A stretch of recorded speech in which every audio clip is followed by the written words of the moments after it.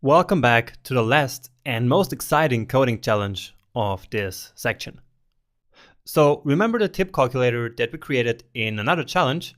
Let's now create a more advanced version using everything that we learned up until this point. So this time, John and his family went to 5 different restaurants, and the bills were $124, $48, $268, $180, and $42. And again, John likes to tip 20% of the bill when it is less than $50, 50% if it's between $50 and $200, and 10% if the bill is more than $200. All right, so implement a tip calculator using objects and loops this time. So here are the steps for doing that in order to help you. So first, create an object with an array for the bill values. Then add a method to calculate the tip, and this method should of course include a loop to iterate over all the paid bills and to do the tip calculations. Then as an output, you should again create 2 arrays. One containing all the paid tips and 2 containing all the final paid amounts. So again, the bill plus the tip. All right. And a hint that I have to give you here is that you can start with 2 empty arrays as properties and then fill them up in the loop. Okay. So an empty array is just like this here. And you can start with 2 empty arrays, one for this number 1, so all the tips, and then 2 for all the final paid amounts. So start with these 2 as empty arrays, and then in a loop, you can fill them up. All right. So that is already a lot of work, but after that, I even have like a step 2 for you. So to even take it to the next level. And that is that Mark's family also went on a holiday, and they are going to 4 different restaurants. And the bill that they paid were $77, $375, $110, and $45.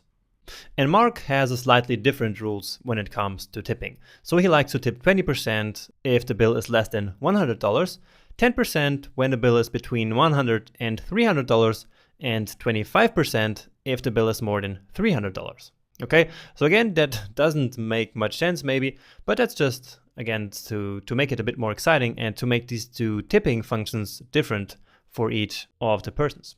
Okay, so I want you to implement the same functionality as before, but this time, of course, using Mark's tipping rules. Then create a function, and I don't mean a method, so like an outside function, to calculate the average of a given array of tips. And here I have to give you another hint, because up until this point, we never did anything like this. Okay, and so I give you a hint here to calculate the average, and that is that you should loop over the array and in each iteration store the current sum in a variable which starts from 0. Then after you have the sum of the array, then you simply divide it by the number of elements in it. Okay, so that's the formula for calculating averages. So if that's a bit too difficult for you, then you can just stop maybe after point 5. Okay, but I would like you to try out to calculate the average. All right. So that's here on number 7. So you use the function that you created in number 6 to actually calculate the average for both families. And then you log to the console which family paid the highest tips on average. All right. So again, this one is a bit tricky maybe. So you can, no problem, take an hour or even more to try to accomplish this. All right. I think it's really important for your learning process to go through something like this, a bit more difficult even, so that you really have to try instead of it being super easy, because then you don't really learn anything, okay? So take an hour or something like that to really go through this and really try to solve these problems, all right? You don't need to be fast. Then if there's some parts that you cannot figure out, again, no problem, you can just check out my solution in the next video.